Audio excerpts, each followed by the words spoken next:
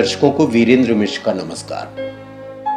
महाभारत को अगर हम करीब से पढ़ना चाहते हैं, महाभारत को अगर हम जानना चाहते हैं, तो कुरुक्षेत्र में जाइए और कुरुक्षेत्र की उस पावन भूमि में जहां कभी सरस्वती बहती थी और कुरु ने वैदिक कालीन उस धरती को आबाद किया था और उस जहां पर भगवान श्री कृष्ण ने गीता का उपदेश अर्जुन को दिया था, उस धरती में पहुंचिए तो आपको आधुनिक युग में एक और भी बड़ी ही महत्वपूर्ण चीज देखने को मिलेगी। वो है संपूर्ण महाभारत का आधुनिकीकरण, यानी डिजिटल के रूप में महाभारत को आप करीब से वहां एक संग्रहालय में देख सकते हैं, जिसका निर्माण किया है वर्षा बेदी ने। वर्षा जी आज हमारे बीच में हैं।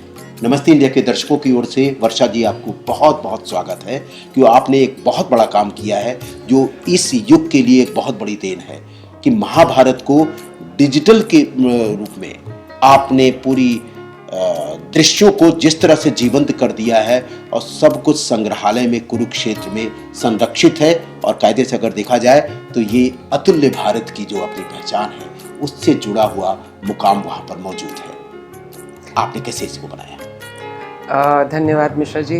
पहले तो मैं ख्याल इसका श्रेय जाना चाहिए हरियाणा टूरिज़्म वालों को, जिन्होंने ये सोचा और हमें अप्रोच किया कि उसे एक आधुनिक तरीके से बनाना चाहिए, ताकि जो आज इस पीढ़ी के इस वर्ग के बच्चे हैं और जो जानना चाहते हैं उनके इंटरेस्ट के लिए भी कुछ होना चाहिए।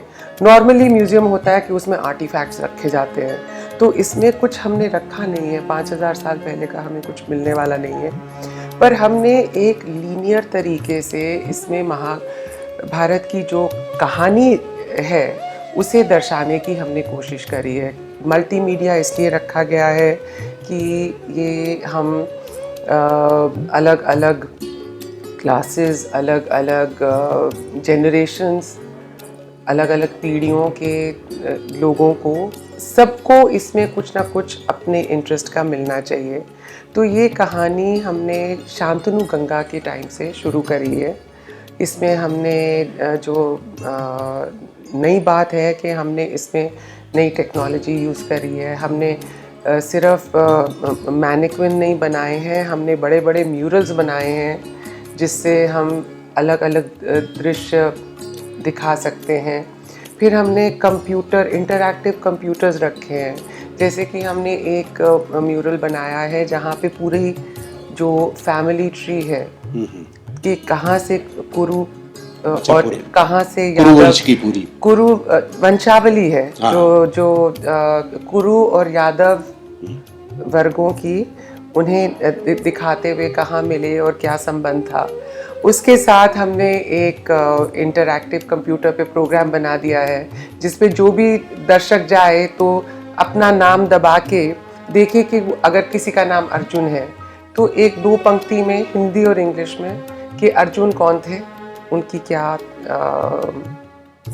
कैरेक्टर था वो महाभारत का। तो वैसे बनाया है हमने। 3D भी इस्तेमाल करा है कुछ शॉर्ट फिल्म बनाने के लिए। हमने वहाँ पर जो भीष्म पितामह को तीर की शैया पे सुला के एक मैनिक्विन बनाया है। तो वहाँ पर हमने विष्णु सहस्रनामा का उच्चारण साथ पीछे चलता रहता है कि किसी के जहन में भी ये जा सके साथ में कि ये विष्णु सहस्रनामा तब से शुरू हुआ था, क्या है उसका, क्या महत्व है। तो वो है, यानी कि आपने इसको देखा जाए तो ये जो मंच में जो चीज़ आप वहाँ प्रस्तुत किया है, आपने जो वैदिक कालीन चीज़ें थी, जो वैदिक मंत्र थे, वैदिक चैंटिंग थी, देवों की जो कथानक था, देवों के उस कथानक के बाद जो महाभारत युग में आते हैं, तो महाभारत काल में जो कुछ दृश्य हुआ उन दोनों को जोड़ करके प्रस्तुत करने का प्रयास किया। यानी सृष्टि के आरंभ से लेकर के अगर ब्रह्म संहिता में लिखा गया, विष्णु सहस्त्र नाम लिखा गया, तो विष्णु सहस्त्र नाम की चैंटिंग वहां पर आपने सुनवाई है। और महाभारत में भीष्म पितामह के साथ भीष्म पितामह उसको सुन रहे हैं या मनन कर रहे हैं, ऐसा महसूस होता है जी।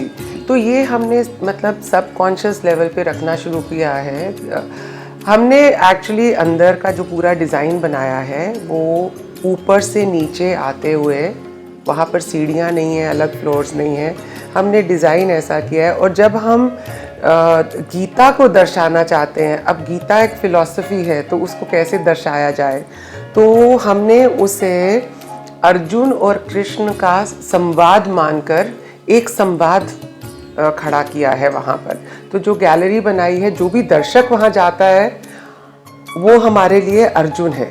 अच्छा, अच्छा, अच्छा। और हमने एक 18 फुट का श्री कृष्ण का स्टैचू बनाया है और उधर वहाँ पर लाइट एंड साउंड से पहले तो एक हमने गीता, काफ़ी हमने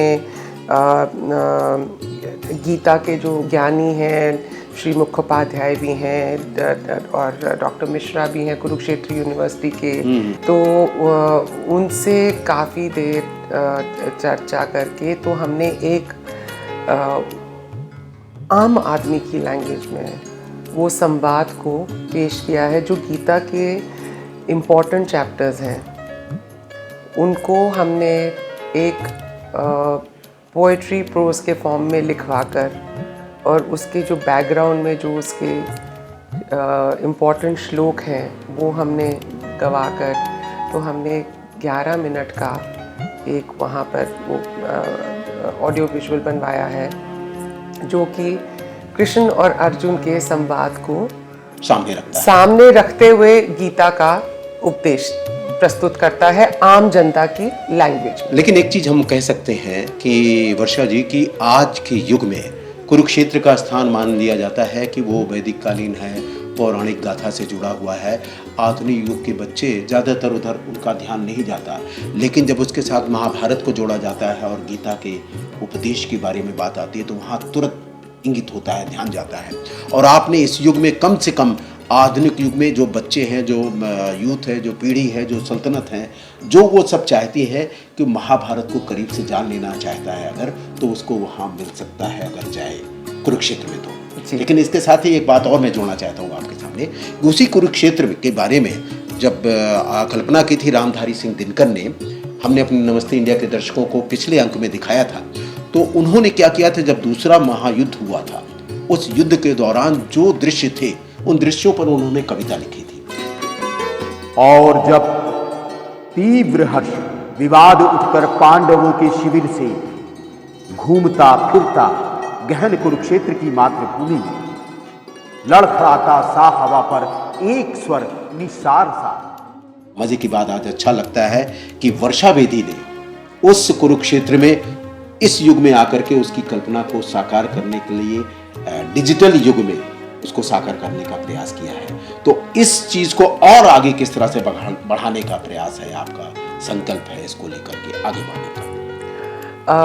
इसके हम आगे फ़ेज़ 2 और फ़ेज़ 3 भी कर सकते हैं कि जैसे जैसे अब नई तकनीकी आती जाती है, जैसे हम देखते हैं कि किस तरह बच्चों का इंटरेस्ट भी चेंज होता है, बढ़ता है, तो हम इसके आगे और सेक्शंस बनाना चाहेंगे, इसको और नई तकनीकी लाके, ताकि लोगों का इसमें जो इंटरेस्ट है वो बना रहे और बार बार आके देखें।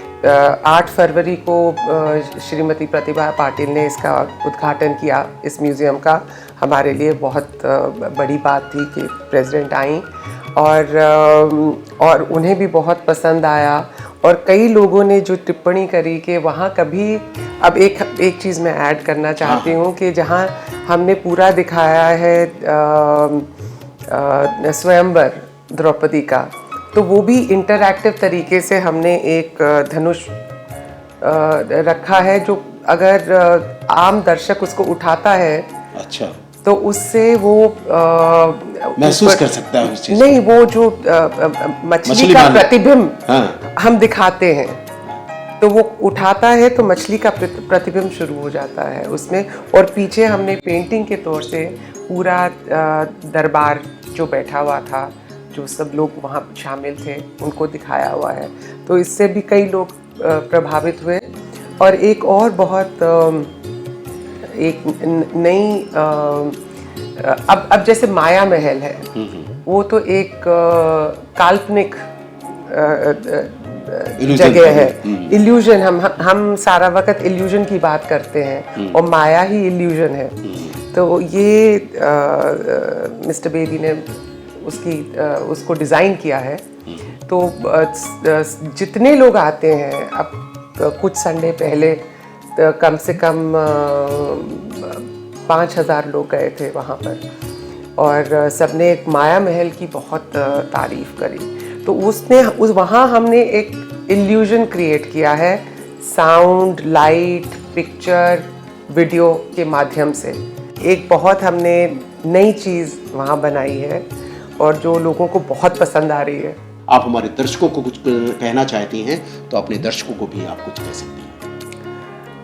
यही कि आज महाभारत एक ऐसा एपिक माना जाता है जो अब सारे दुनिया में उसकी चर्चा हो रही है।